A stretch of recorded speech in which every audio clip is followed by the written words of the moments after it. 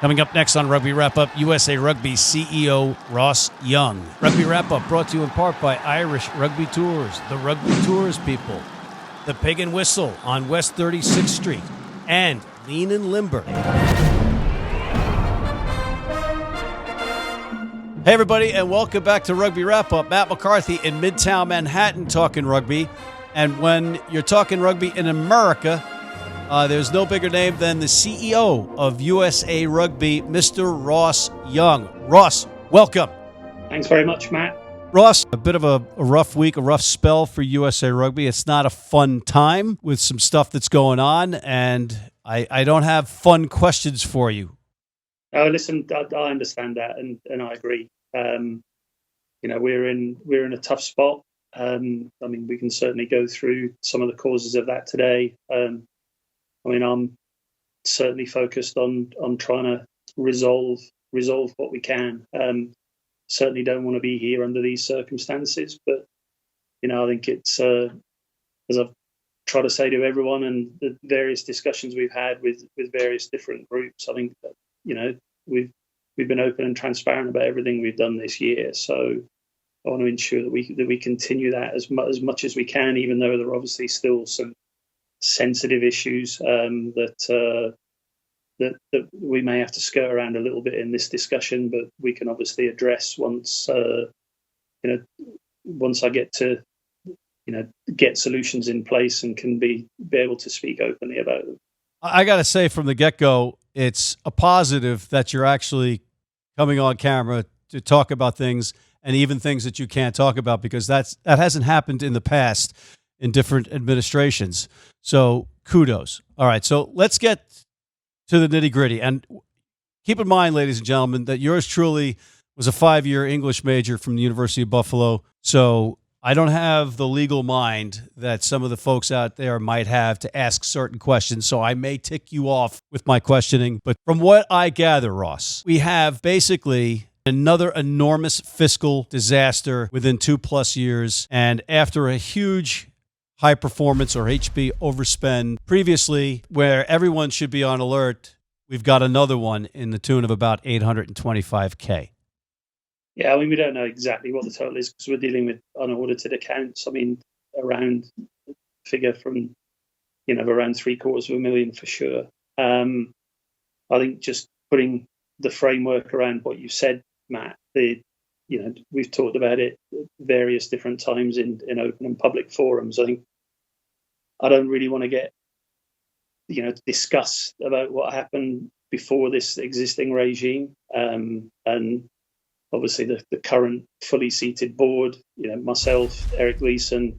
We haven't been here that long, and it's been a constant process of trying to put out fires and dig ourselves out of the hole that we all knew were in there. I think to frame how we're going to operate this year, I think we did a public-facing presentation around the NDS at the beginning of the year, which we said we were going to have to hit the reset. We're going to have to ask some hard questions, and what we tried to do this year was be as tight as we could, put the controls in place. We knew money was going to be tight, and there wasn't a lot of room for error. So, we reverse engineered a budget, if you like, to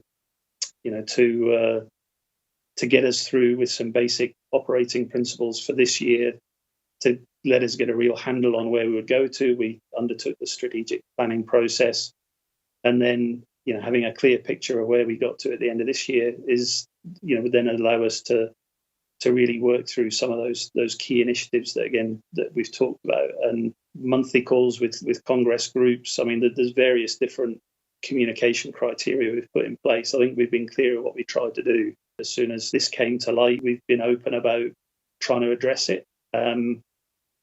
But ultimately, as you've said, I think it's a completely different set of circumstances with what's happened at the past, with some strategic decision making. I think we've got ourselves in a position through some mistakes. I accept the responsibility. Eric respects the responsibility. There's a collective responsibility for what's happened. But we set pretty strict criteria in areas, and unfortunately, they weren't adhered to within the organisation. And as we've all been pretty big workloads. We've reduced staff levels during this year. Think that a couple of things got missed that got amplified, and a couple of elements outside of our control. So we certainly want to get ahead of that, address it. It's not an ideal situation, but we're determined to move forward and address it. Who was responsible for it? It's a $825,000 for an organization like this is a ton of money, and specifically coming off the fiscal history that we've had to endure, even the last 10 years, right? So, just for folks at home, that's what it's in relative terms. They might be used to American professional sports, where $825,000 doesn't even get you a lefty relief pitcher that can throw for one out. But this is a big amount of money for this organization. Yeah, it is. How did it happen in terms of, was there a lack of checks and balances, and who is answering for it? Well, as I said, I think there's a degree of collective responsibility from everyone in the organisation, and we're accepting of that. I think when you build budgets and you go through the process we went through, there is a responsibility of that budget line holder to manage their budget, and there has to be trust within that budget line holder. So the general manager of the men's 15s program is responsible for that line item. I mean, it looks in retrospect that when he was desperately trying to get the budget under the figure that we set as a maximum spend for the year, he removed certain items that weren't tracked. Again, given more time, given more resource to be able to go through it, should we, could we, would we? I think in hindsight, it's always easy to do that, but there's a degree of trust, there's a degree of professional responsibility within that area, and I think a couple of budget line items were removed that then weren't tracked against, which didn't give us the foresight to be able to see this coming down the line, because a couple of the lines that were removed were payments that were going to have to be made. And again, I'm slightly vague due to want to make sure we don't get in a position whereby say too much around some of these items that have individual connotations. But and I appreciate that, and I understand you have meetings ahead of. You have meetings coming up to find out some of this stuff, right? But exactly. But the individual budget line item wasn't there, therefore wasn't being tracked. And then those payment requests, which were normal business payment requests, if you like, it wasn't anybody asking to sign off a 2 or 3 just huge checks. Individual run of the business, normal business small payments through to players were made, but they weren't tracked against a budget line. And there should have been more oversight from the financial controller and the GM to do that. That wasn't raised until after those transactions had taken place. So there is individual responsibility and accountability that we've had to look at, but you're right, there is a collective responsibility which is easy in retrospect, that we should have had more oversight in that, and that didn't happen. And as we said, when you're walking a tightrope with very small budgets, something of that magnitude, when it comes from nowhere, is hugely difficult to deal with. If I'm not mistaken, Dave Hodges, the general manager of the men's squad, and Chris Hansen, the manager, were let go. So there are 2 different set of circumstances there. I mean, we sat down with Dave. Dave's a full-time employee. Went through the criteria of how it happened with Dave, and then we took the early decision to let Dave go as part of almost a financial restructuring that we knew were going to have to take place within that program anyway. I think Chris is a contractor. Chris's contract was up for renewal at the end of this year. Spoke to Chris about it. When we look at how we're going to rebuild for next year, there are going to be consequences for the men's 15s program with regard to budget and how that, how they conduct themselves moving forward. So those 2 positions in reality, weren't going to exist moving forward anyway. So when you look at all the criteria, you look at the accountability, the decision was made to let Dave go, and the decision, to renew Chris's contract was made. Obviously, the accountability from a controller and a visibility of finances, we also made that decision with the controller also. And on that note, don't go away. If you're in New York City and want to watch some great rugby, have some great food, and some great times, go to the world's best rugby pub, the Pig and Whistle on West 36th Street. Been blind since I was 4. And I've never seen a beer commercial or a beer label. None of that stuff influences me. I drink beer because of the taste. And my beer's Pabst Blue Ribbon. It has the taste and the flavor. What do you think's on the label?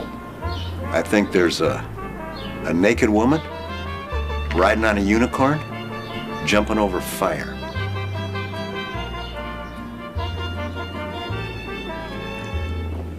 Oh, that's good beer.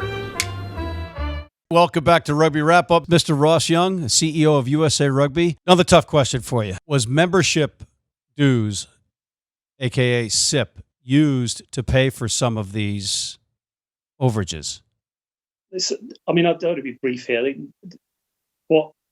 They weren't knowingly. When you look at how the accounts are structured here, and again, it's a complexity we've been looking to address from day one. I mean, we take in, through multiple sources, individual SIPs, group SIPs, state rugby organisation SIPs with add-on third-party dues attached to them. So, when you're looking at the third-party due payments, they all come into a central account and have to be, pretty much have to be reconciled, moved around, and then paid back to those third-party entities. So, those third-party dues, therefore the additional monies, if you like, that come into the organisation, were in that holding account prior to the reconciliation taking place. So when those transactions were made, were they knowingly made by moving a particular bucket of membership fees to release it? No, they weren't. I mean, the cash was sitting in the account, not being reconciled as a total amount, but, the cash was gone, it's gone. I think, I've said a couple of times, and we've said openly, the Congress meeting in July, it's hugely onerous, hugely time-consuming, and difficult to do for us to almost be that third-party banking for drawing it in and passing it out. And we were looking to put systems and processes in place, and a new system which we'll get next year, which will stop that ever happening again because of the onerous nature of it. So, that's about as much as I'm going to say on that matter. But no, we didn't knowingly say, "Oh, hang on a minute, we've got no money. We're going to take these third-party dues here and pay Right. high performance bills." So it wasn't that didn't happen. So it's not a question of it being intentional as much as it being a systemic failure, so to speak, in terms Basically, of technology. Because the way that money goes in and before it goes back out, it all sits in a central pot. So it's something that we'd address. We're looking to address moving forward. And I think because of the couple of errors here that should there have been more visibility, should have we known that that cash flow was there? Again, I'm sure we would, but that there was no conspiracy to use the membership's money. There was no malicious intent with it. It was a fundamental mistake. All right, so again, I'm completely out of my depth in asking this question, but I'll ask it because I'll get crucified if I don't. Is whether it was purposeful or not, and we've established that it wasn't, is there a question of legality? I don't think there is, as long as the payments are due, and and we're looking to address that, and we're looking to prioritise, with going down the route of exploring different funding initiatives.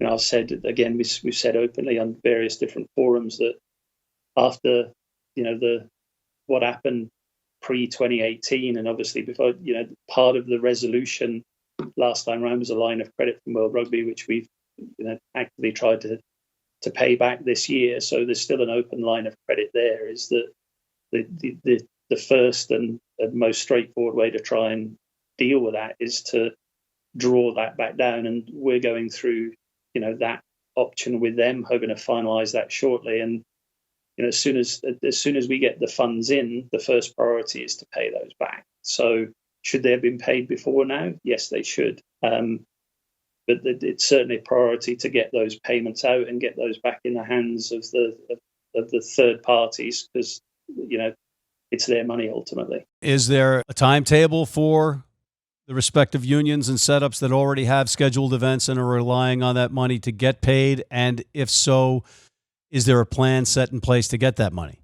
I mean, the intention is to, as soon as this is done, so we're talking about a number of days, maybe a week for the first tranche to be paid, and then it to be paid off in full by the end of the year. But as soon as we get the funds in place, then it's certainly our intention to make all those stakeholders aware of the timelines for how much and when they'll be getting that money once we've got the money in the account. And for people at home, because I'm getting educated as I go here, an extended line of credit from World Rugby. A lot of people are up in arms about this, but it's not necessarily a high interest rate or an interest rate at all on that money. It's basically a line of credit that just has to be paid back. Is that accurate? Pretty much. And again, I've talked about that previously, Matt. I think we looked at options. We looked at extending different line of credits from the more traditional funds, and I think it's something that World Rugby has helped numerous different unions around the world with over time. So it's not uncommon for them to help in this way when unions meet financial hardship. It's certainly not what we wanted to do, and I'll reiterate that. It's one of the last things we want to do is go back, having tried to take so many steps to make the necessary improvements over the last year. But no, it's you look at some of the long-term strategies and what we want to do in the US. We're reliant on grants from World Rugby to do that anyway. We're reliant on grants from the USOPC to do that. So, when it comes to the teams, when it comes to those governing bodies that sit above us, we're relying on monies from them anyway. I mean, the line of credit is, you certainly don't want to do it, but managing that in line with future funding is something that we want to address, and we want to make sure we get locked down and we build forward in the future properly.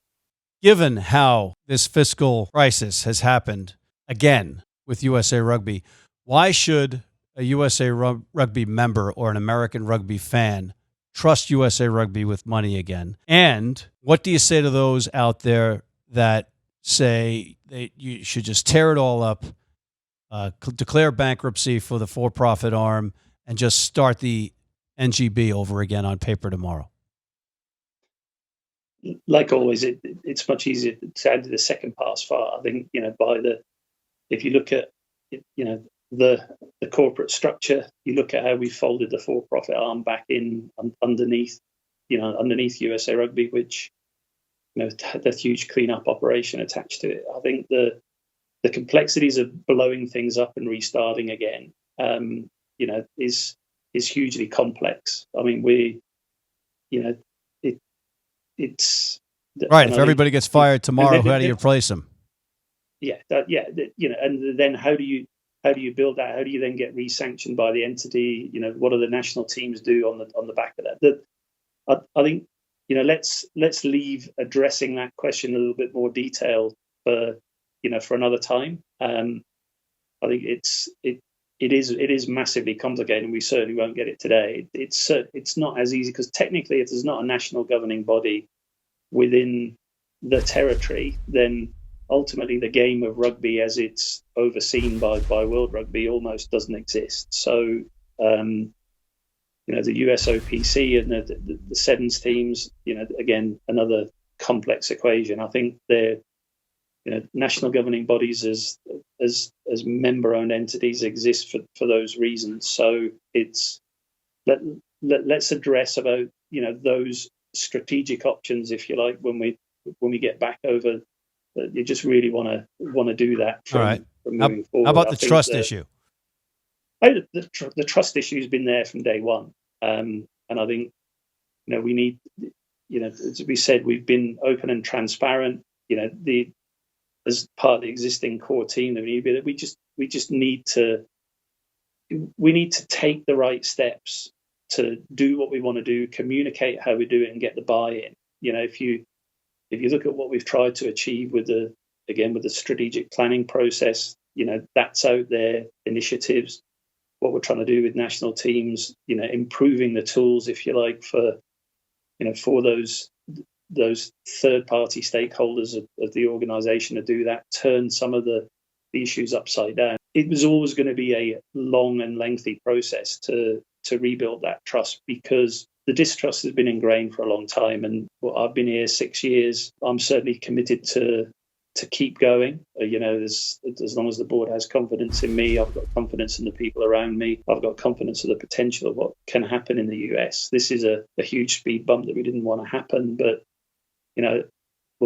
let's be open and transparent. Let's put the options of what we've all got available out there for us to move forward. And I think one of the things that have been talked about, is some of the decentralization, which, people go online, they'll see that as part of the strat plan. That's something that we need to do, but there has to be a transition to that. When it comes to the grassroots game and the community game, and what the membership is there and more focused on, how do we turn things upside down there for that to be more geographically focused in those areas? I think those strategy elements are stuff that, there's a lot of things that we've come out as part of the initiatives, and we've got to hang in there. You blow it up and start again, who knows where you're going to go or how long that's going to be. I think obviously this is a huge backward step that none of us wanted to take. We're trying to deal with it, and then let's talk in a little bit more detail about the strategy of how we can all collectively build on things. We've been talking for the last year since I've been here about unite everyone together in a common goal. You need aspirational teams performing at the top of their level as part of a governing body, and I think the Sevens teams in particular have shown that can happen and that can be inspirational. Their models are slightly different because of the increased funding for the USOPC, etc. So, and it's almost as though with the more chaos that's going on in the offices, the teams are doing better on the pitches. Listen, I think we're all, I think it's compounded. I think we're all disappointed. As Blaine said in his statement about where we ended up with, we'd obviously wanted to do better in the 15s World Cup for sure. I think we have made big inroads on all front, and women's 15 side in a rebuilding phase also prior to 21. So let's be open, let's be honest, let's get everything out there, and and collectively try and look at building things. I mean, the governance review that we started has taken a painfully long time to get where we need to get to because of the multiple stakeholders involved in the organisation. And we'll discuss more about that next week at the board meeting, and let's come back and resume the discussion here. Yeah. Once we get more direction on that front. And we totally appreciate your time. I know this is like you're like Dustin Hoffman in Marathon Man, and I'm Olivier drilling away without any Novocaine. But last question, because we brought up Blaine Scully, we brought up men's 15s. Will the men's 15s program be affected by this? I think I've already alluded to that. I think we're all going to be affected by it, and the main root cause of where we do has to bear the brunt of that. With we talked about accountability from individuals earlier, and I think collectively, as we're pulling together the budgets for next year, there has to be consequences and there has to be implications on the men's 15s program for sure. So, we still want to give them a platform to compete. When you look at the start of another 4-year cycle, we certainly don't want to drop them altogether by any means. We still want to give them the opportunity to play meaningful games. There are some long-term strategy discussions that started in Japan that will continue in the early part of next year about meaningful fixtures. There's the Pacific Cup for the women's 15s. There's a number of initiatives out there that that we'll be able to draw more funding from as well. But when we talk about responsibility and we talk about discretional funding from within the union, then there has to be consequences for the men's 15s program. All right, Ross, I got to tell you, I don't like doing these kinds of interviews, but they're important. And I think you coming out here and answering these questions is a big thing. It's showing some transparency. It's showing that you're not going to just hide out there in Colorado. And I really appreciate it. And I think the membership and people out there are going to appreciate it. No, we don't. And believe you me, and I said at the start, of the Congress call last week, there is a heartfelt apology. I'm passionate. I care. I know Eric's the same. I know the team here are the same. It's gut wrenching for everyone. I'm upset. I'm angry. I'm frustrated. Of course I am. And I thank you for the opportunity of getting on here. I said it's a horrible situation, but we do genuinely care, and I am accepting of part of that blame. I have to be, but I still think that having learned from the lessons and being here with appeal, take it forward. So listen, I appreciate your time. It's a horrible situation, but I'm determined to do whatever I can to try and keep things moving forward. And I know that's easier said than done, but appreciate your time. And on that note, I'm Matt McCarthy for Mr. Ross Young, the CEO of USA Rugby in Midtown Manhattan, signing off.